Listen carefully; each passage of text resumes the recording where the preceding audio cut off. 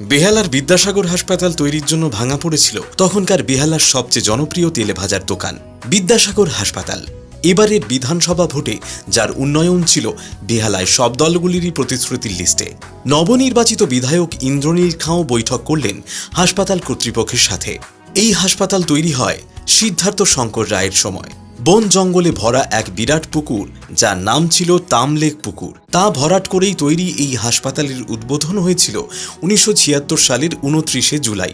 চিকিৎসার জন্য সেই সময় বেহালাবাসীর কাছে ছিল শুধু বালানন্দ হাসপাতাল, প্রসূতি সদন আর চৌরাস্তার বরিশা হেলথ সেন্টার। সম্ভবত বিদ্যাসাগর হাসপাতালই ছিল সিদ্ধার্থ শঙ্কর রায়ের হাতে শেষ কোনো সরকারি প্রকল্পের উদ্বোধন।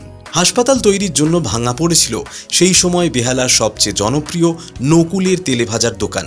সে দোকান ছিল এত বড় যে সেখানে কাজ করতেন প্রায় 8-10 জন লোক। ভাঙা পড়েছিল পাশের খড় কাটার দোকানও। বর্তমানে এই হাসপাতালে আছে 186টি বেড আর 24টি HDU বেড। যদিও খুব বেশি রোগী এখানে ভর্তি থাকেন না পরিকাঠামোর অভাবে। নবনির্বাচিত সরকার ও বিধায়কদের সাহায্যে এই হাসপাতাল আবার মাথা উঁচু করে দাঁড়াবে বেহালাবাসীর সাথে, সেই প্রত্যাশায় এখন বেহালার সাতকাহনও।